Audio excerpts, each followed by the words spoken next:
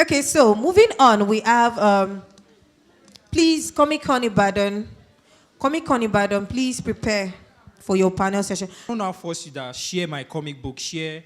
You now start looking at it like work. But if we are here together now, the next thing I see something, I'll be like, oh, see what happened in tour because of what's going on. Because I've seen a lot of this thing in my fronts that I can now start talking about it without even being told to talk about it. You get. So first of all, it starts with us in the industry to put it out there before them subconsciously we start sharing it. I'll be like, oh my God, I relate so much. There's a joke that happened in a comic book.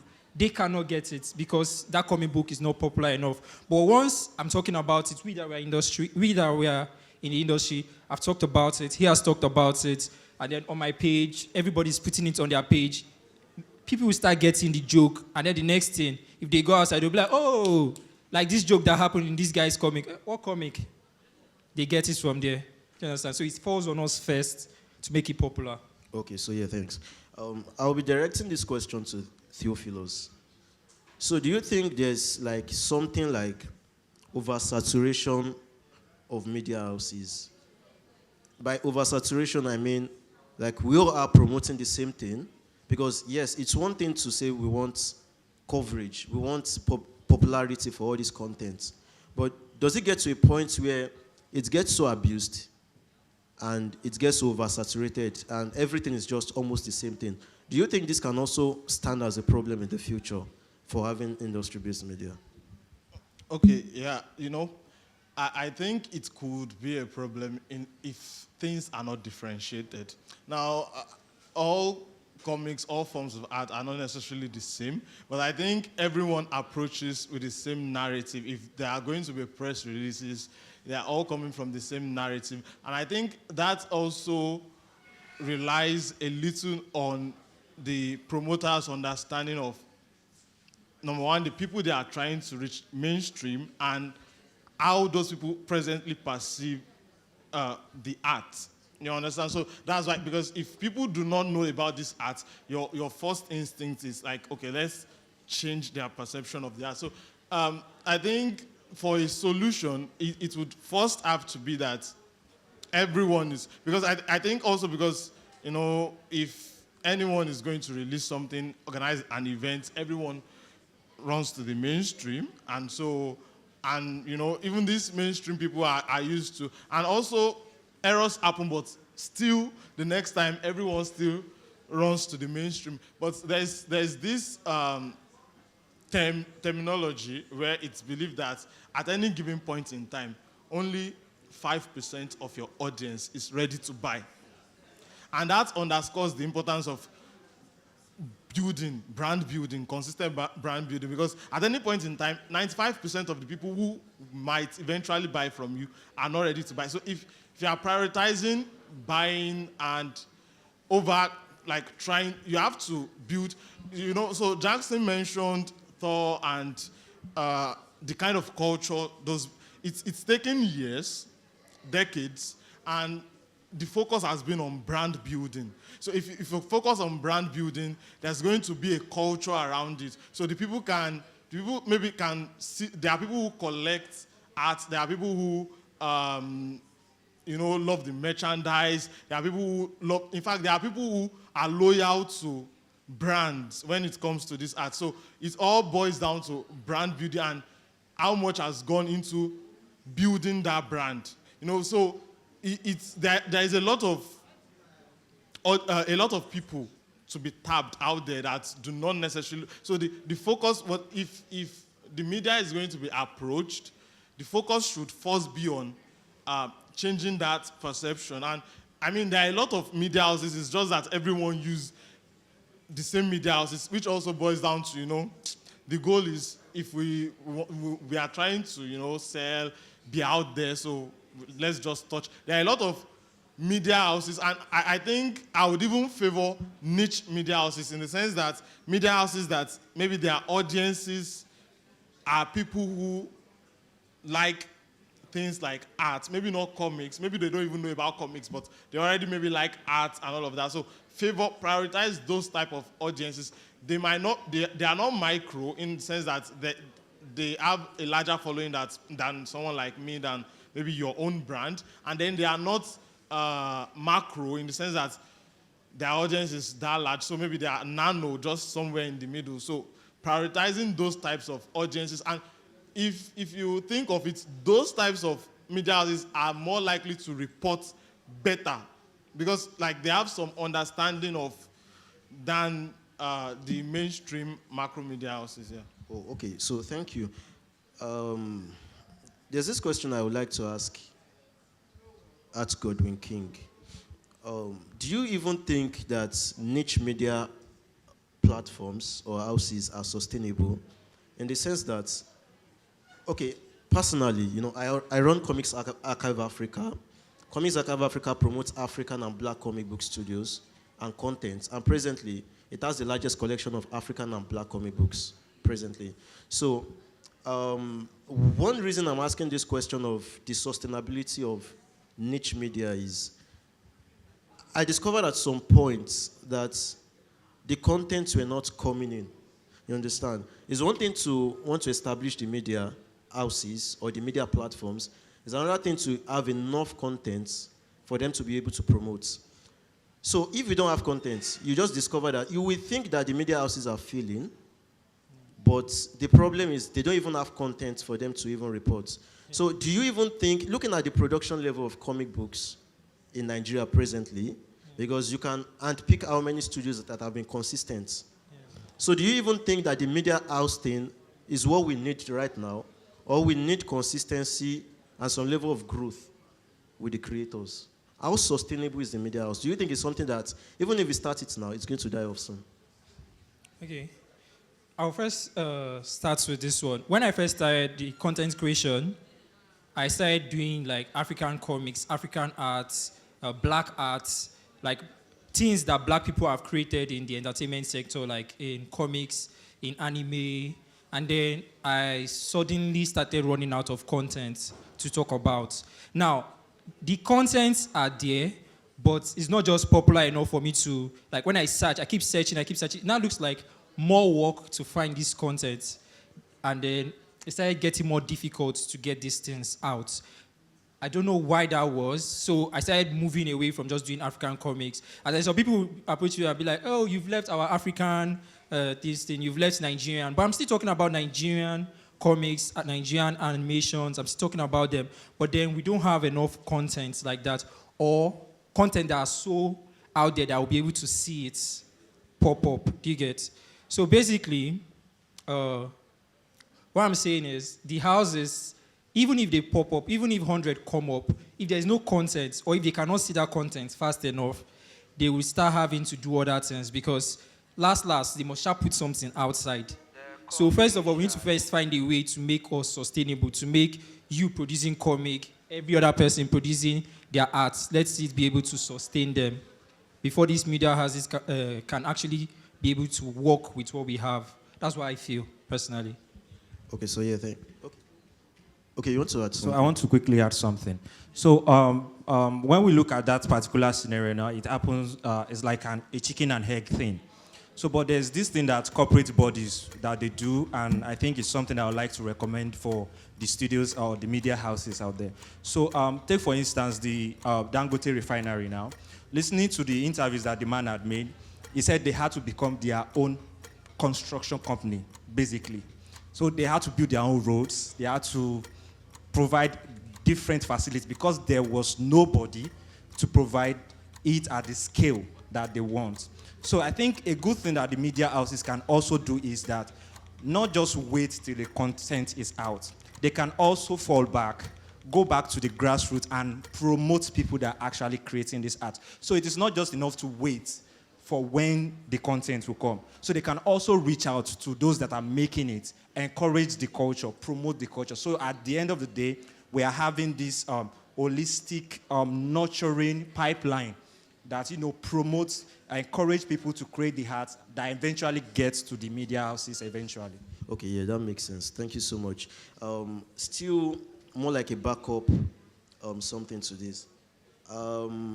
If you notice in the industry, like it's so prevalent that a lot of creatives, a lot of artists are people who don't even like to be out there. You understand? And we understand that lifestyle sells. Lifestyle sells a lot. In fact, some of the blogs, the mainstream blogs or media houses, one of the things they sell. I like to use the music industry as an example. What sells more is not just the song that they release, it is the personality of the person selling the song. Or person singing the song, basically. So even if we want to push content, and then the person creating those contents does not even want to be out there, do you think it's going to create a difficult moment for media houses, considering the fact that lifestyle, gossips, all these things are what sells more? Blogs only feed on, trending news, trending gossips, all those things about people who are in the industry where they operate. You understand? For instance, let's use sports as an example. If Ronaldo there was a case that happened where he had a gesture when he was on the football pitch, and it sold faster compared to, let's say they want to even post something about his match or his goals. You understand?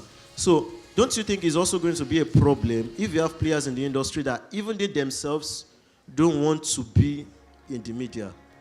I don't know if you understand what I'm saying. Yeah, the question is for you. People who don't even want to be in the media, don't you think it will get to a point where they will even start like telling the media houses to shut down, and then we are back to the square zero that we once were? So Now, if I understand your question, where this is all about how do we sustain it, even though with say personalities of people in the industry, creatives that are not very say extrovert in that sense. Yeah, I think that in this age that we are, we just have to learn a bit of these things, even though it might not come natural, but you have to still find a way to do it. Then alternatively, I think that we have companies that, different companies use different tactics. Take for instance now, a company like Apple, their CEO is very upfront about promoting the brand personally. Now it is not the same for other companies. There are like other avenues that they use in promoting it. So even though the creator himself or herself is not willing to be upfront in, being a face to the heart, there are other alternatives. Say someone that can do that better. Say maybe a PR agency or a PR expert or something that can fill that role for them essentially, because it is the world we are in right now. It's all about hustling for attention. People, there's a lot of media out there. There's a lot of information. People are on their phones and all of that. So it's the attention is the currency. So if you do not know how to grab it, you are going to be sidelined no matter how glorious or fabulous whatever you are creating is. So you need to actually find a means to get there. So if you have to learn it, do. If you have to get someone to do it for you, please do. It's just as Martin Luther King said, if you can't crawl, so just keep moving. That's just what matters. Okay, so yeah, thank you. I'll be asking the last question, and that's to Theophilus. I think both of them mentioned something about promotion, how sometimes, your production budgets. I think big studios like Disney do things like this. Their production budgets and their publicity budgets sometimes are almost the same thing, if not more sometimes. And you also said something about having agencies, PR platforms, and, pushing for the game of numbers, basically. But, looking at it's also like buttressing on the last question when I was talking about the personality of people in the game. Artists, to a lot of people, art is best created in solitude, creating your thing. But if we start chasing the game of numbers, do you think that media houses, agencies, all those things will start losing the focus, losing the essence of comic book creation and all of those things? In the sense that even if the content is not making sense, as long as it can sell well, that's what we are going to be doing. Don't you think this is also going to pose a problem in the future?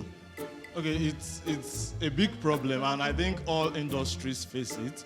In fact, it's almost inevitable, which is why I think I'll go back to one thing William said about the Dangote refinery having to be their own producers. You see, for this to work effectively, it has to come from within the industry, at least for a start, to set, because the reason is there has to be an understanding of the context. It will make it easier to promote people who do not like to be out there if you understand them, you are in the same industry. So it's better for this niche-based media houses to spring up from the industry, because capitalism is everybody's daddy. So it's to get to that point where the focus will be on, and I mean, it's happened to the music industry, it's happened to the movie industry. It's almost inevitable, but you can always tell that at least there are those media houses, promotion agencies that are strictly for the protection of like the purity of the art, because in the end, it's still, it's a two-way thing. You cannot say you do, it's that devil you have to befriend, right? Because, you have to promote the art, you have to connect with the audience, but ultimately, there's always that temptation of, chasing the figures, chasing the numbers. One thing that helps, in fact, personally, that helps me to get out of my head when it comes to chasing the numbers is I try to think of it physically. So if this were to be an online event and then I'm seeing 100 people joined the webinar, I might not really like it that only 100 people joined. I mean, but am I really that comfortable talking to 100 people sitting, right? So, we try to, we benchmark figures like 500, 1,000, but I mean, look at it. If you have 500 people at your event physically, you will be happy that, oh, we did something great. So, it's a way to get out of your head. You try to think of it physically, because those 100 people you are seeing online also have, there are people, humans existing somewhere. So, I mean, try to just be consistent with, and the best way to it is just for it to come from the industry. If it does, then, I mean, there will be some level of, we want to also protect the art. We are not just about the glamorous stuff from it, yeah. So thank you so much. I don't know if there's anybody with questions or maybe a contribution or anything from the audience. Do you have any questions? Questions, contributions, observations, anything. You have a question? Okay.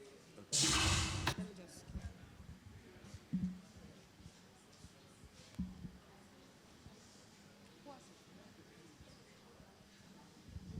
All right.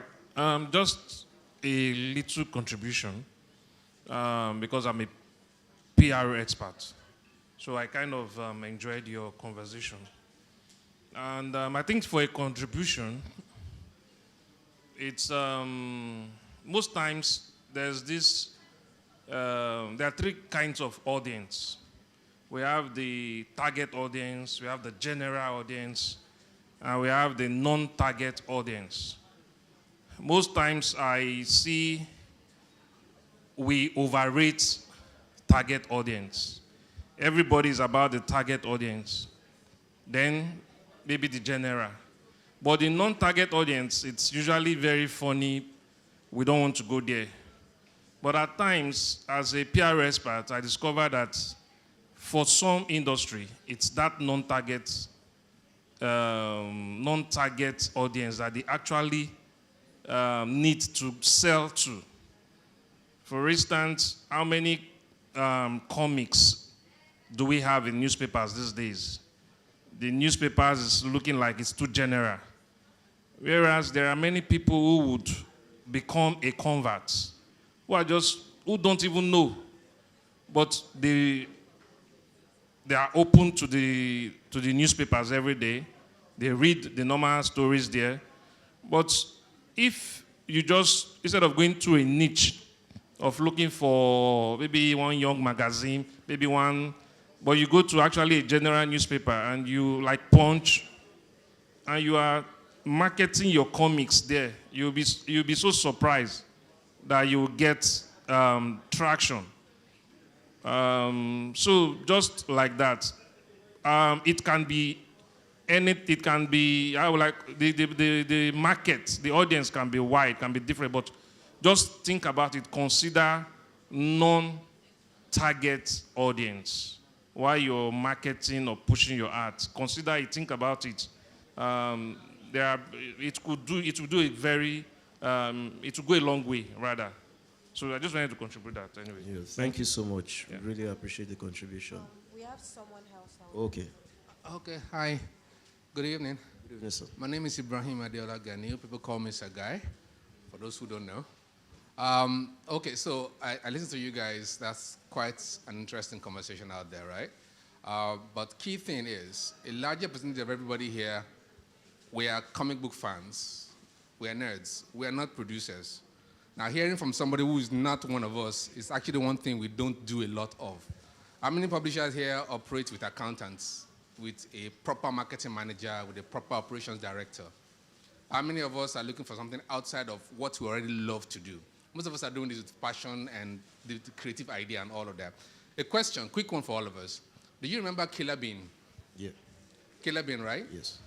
It's not called Killer Bean in most parts of Nigeria. It's called Badu or Bado Momushin. Momushin, yeah. Now, why did that happen? I knew Badu way before it became Badu, because animator now, you know, we checked it out, 3D, looking great. But then the conductor knew about Badu because it was converted into a Yoruba-speaking character that they could relate with. So for a larger percentage of what we do on comic books in Nigeria, it's about content, relatability, and what he just said right now, the non-target audience. Yeah. A larger percentage of us don't even relate with people in the literary circle.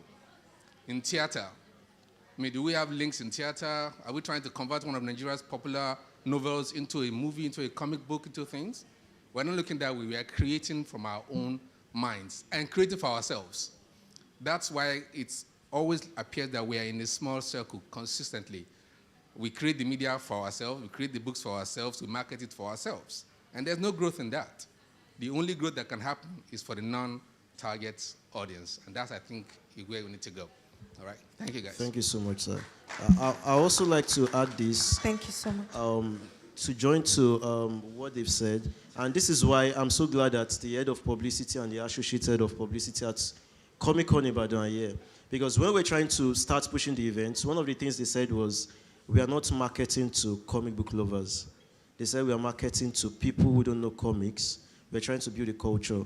And the joyful thing is, when we had the convention and we sampled opinion, we discovered that over 80% of people who are at the convention were people who don't know comic books before at all. And eventually, a lot of them were able to buy comics. They discovered the medium, they love the medium, and they're part of the medium. And I think it's like buttressing on what he said, as a creator, anybody, when you are creating content, the comic book scene or the creative scene, marketing to non-target audiences, even if not more important than the target audience to a large extent, because also it creates a lot of opportunities for you. The buzz that comes around your content helps platforms to want to partner with you. It helps people to want to like invest in what, because everybody are investing where there's the numbers. Nobody cares whether they even enjoy your content or not, but as long as there's a number in your content, investors will come, a lot of people will come. So yeah, thank you. Okay. Please put your hands together for them. It's such a, what's it called, such an engaging session, eye-opening. Thank you so much for coming, Comic-Con Ibadan.